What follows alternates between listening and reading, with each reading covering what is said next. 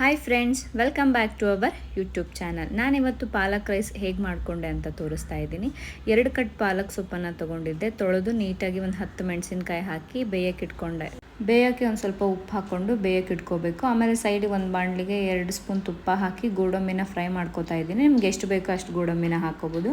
ನಂಗೆ ಸ್ವಲ್ಪ ಇಷ್ಟ, ಅದಕ್ಕೆ ಸ್ವಲ್ಪ ಜಾಸ್ತಿ ಹಾಕೋತಾ ಇದ್ದೀನಿ. ಅದಕ್ಕೆ ಕೆಂಪು ಹತ್ತಿದ ಮೇಲೆ ನಾನೇನು ಮಾಡಿದೆ, ಇಲ್ಲಿ ಮಸಾಲೆ ಸಾಮಾನು ನಿಮ್ಗೆ ಏನೇನಂತ ತೋರಿಸ್ತಾ ಇದ್ದೀನಿ. ಚಕ್ಕಿ, ಯಾಲಕ್ಕಿ, ಲವಂಗ, 1 ಸ್ಟಾರು, ಆಮೇಲೆ ಮೆಣಸಿನ ಪುಡಿ, ನಿಮಗೆ ಮೆಣಸಿನ ಕಾಳು.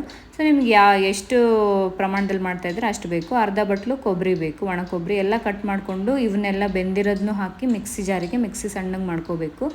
ಒಗ್ಗರಣೆಗೆ ಸಾಸಿವೆ, ಜೀರಿಗೆ, ಆಮೇಲೆ ಶುಂಠಿ ಬೆಳ್ಳುಳ್ಳಿ ಪೇಸ್ಟು, 1 ಸಣ್ಣ ಈರುಳ್ಳಿನ ಕಟ್ ಮಾಡಿಕೊಂಡು ಹಾಕ್ಕೋಬೇಕು.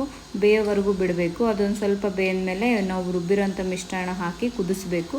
ಆಮೇಲೆ ರುಚಿಗೆ ತಕ್ಕಷ್ಟು ಉಪ್ಪು ಹಾಕ್ಕೋಬೇಕು. ಅದಾದಮೇಲೆ ಮಾಡಿರೋ ಒಗ್ಗರಣೆನ ಅನ್ನದ ಜೊತೆಗೆ ಕಲಿಸ್ಕೊಂಡು ತಿನ್ನೋಕ್ಕೆ ತುಂಬ ಚೆನ್ನಾಗಿರುತ್ತೆ.